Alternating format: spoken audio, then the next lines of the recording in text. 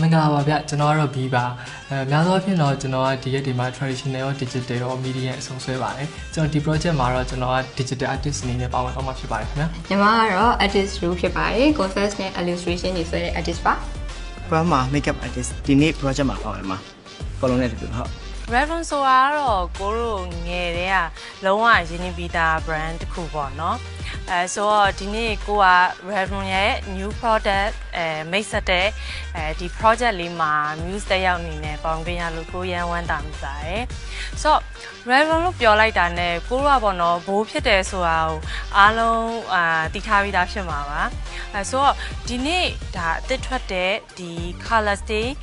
sweet in lipstick လေးကိုပေါ့နော်တစ်ချက်စိုးကြည့်လိုက်တာနဲ့ကိုရဲ့ confidence ကိုတစ်ခါတိုးစေလို့ခံစားရတယ်ပြီးတော့ဒီ shade တစ်ခုချင်းစီอ่ะပေါ့နော်ကိုတို့ဒီတနေ့ဒါမှာ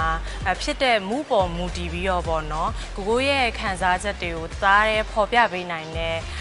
lipstick တစ်ခုလို့မြင်ပါတယ်ဒီ project ကပေါ့နော်ခံစားချက်တွေခံယူချက်တွေကို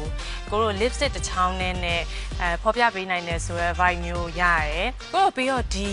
လုံးဝမတူညီရဲ့အမှုပညာနယ်ပယ်ရပေါ့နော်အမှုပညာရှင်တွေကသူတို့ရဲ့ bonus ကိုမတူညီရဲ့ရှုထောင့်ကနေပြီးတော့ပြသကြရဲဆိုတော့အရန် inspire ဖြစ်မိပါတယ်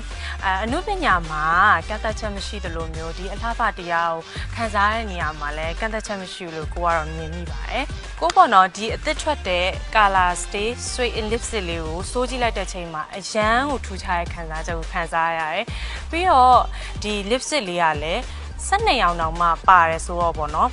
အရန်ဟိုမှာကိုတို့အတွက်ကွာdaily life မှာအရန်အသုံးဝင်တဲ့အယောင်လေးပြီးတော့အရန်လဲဘိုးဖြစ်တယ်ပေါ့နော်ကိုတို့လိုဘိုးခါလာတွေကြိုက်တယ်လို့တွက်ဆိုလို့ရှိရင်အရန်စင်ပြေရယ်ပြီးတော့ကိုတို့ခါလာ12ရောင်တောင်မှရှိရယ်ဆိုတော့သိရမလားကိုရဲ့မူပေါ်မူတည်ပြီးတော့လိုက်ဆိုးသွားလိုက်ရုံပဲဆိုတော့အရန်အဆင်ပြေရဲ့ဒီဟာနောက်တစ်ခုအရန်ထူးခြားတာတစ်ခုရှိရဘာလဲဆိုလို့ရှိရင်ကိုတို့အစားစားတာပဲဖြစ်ဖြစ်ရေတောက်တာပဲဖြစ်ဖြစ်လုံးဝမပြတ်ဘူးဆိုတော့ကိုဆိုလို့ရှိရင်ကိုတိုင်ကlipstick တစ်ခါစိုးပွားလို့ရှိရင်ဒီ finish look ဖြစ်သွားတဲ့ဟာမျိုးပဲကြိုက်တယ်ပေါ့နော်တစ်ခါစိုးပြီးတော့အဲ့လိုထူသွားတဲ့ခံစားချက်မျိုးကိုမကြိုက်ဘူးဆိုတော့သူ့ရဲ့ texture လေးကလည်းလုံးဝဂရီဘာသားလေးလိုမျိုးနူးညံ့ချောမွေ့ပြီးတော့ပေါ့နော်